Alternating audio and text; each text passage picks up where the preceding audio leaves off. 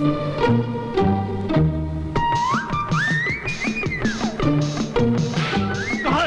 कहर झाला, कहर झालं तरी काय, केरसुणी फेकून दिली का त्यांनी? केरसुणी जाऊ द्या खड्ड्यात. हा धनंजय माने इतका बदमाश माणूस असेल असं मला स्वप्नात सुद्धा वाटलं नव्हतं. म्हणजे केलं तरी काय त्यांनी? काय केलं? अहो परवा दारू पिऊन दंगा केला आणि आता बाया आणून ठेवल्यात, बाया.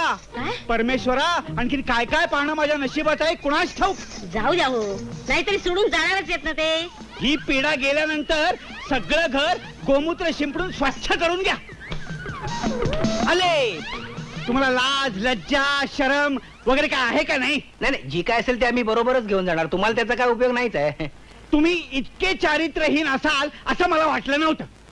दारू तर तुम्ही पिताच, आता बाया आणून ठेवलेत. जुगार तो खेळत असणारच. हे बघा मिस्टर विश्वास सरपोतदार, हा, हे तुमच्या तोंडाचं गटार आहे ना, गटार ते पहिल्यांदा बंद करा. हा.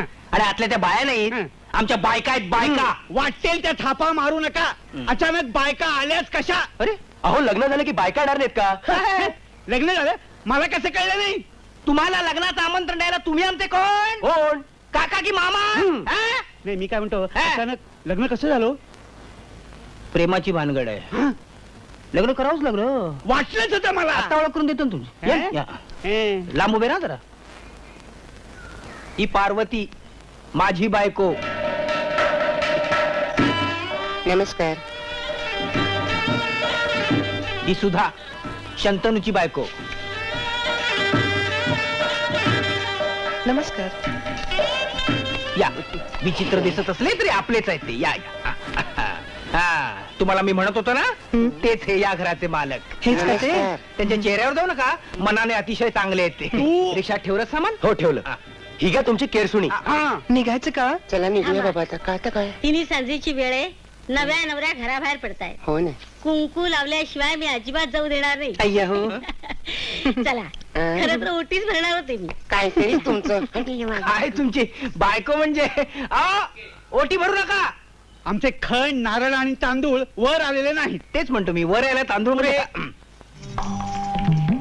अगं कुंकू म्हणजे सुवासिनीचा अलंकार. अगं लागतेच कसली.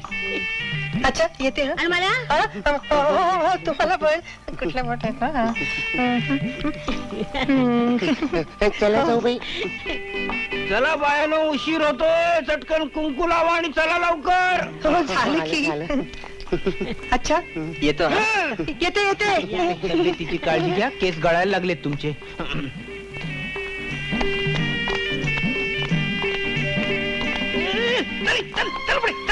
मिस्टर माने, निघालात कुठे? निघालात कुठे? डायबिटीसच्या औषधासाठी घेतलेले 70 रुपये टाका अगोदर. काय झालं माहितीये? मी तुम्हाला तो माझा मित्र म्हटला होता ना, तो इस्रायल मधला मित्र. तो परवा अपघातात वारला. हो, वारला. त्याच्याबरोबर तुम्ही दिलेले 70 रुपये सुद्धा वारले. वारले. हो. हा हलकटपणा आहे माने. आता तो वारलाय, हलकटपणा कसला आहे? आणि हे जे काय तुम्ही चालवलंय ना, तो हलकटपणा आहे. तो हलकटपणा आहे. आणि गेले 3 महिने आम्ही तुम्हाला 35 रुपये भाडं देत होते.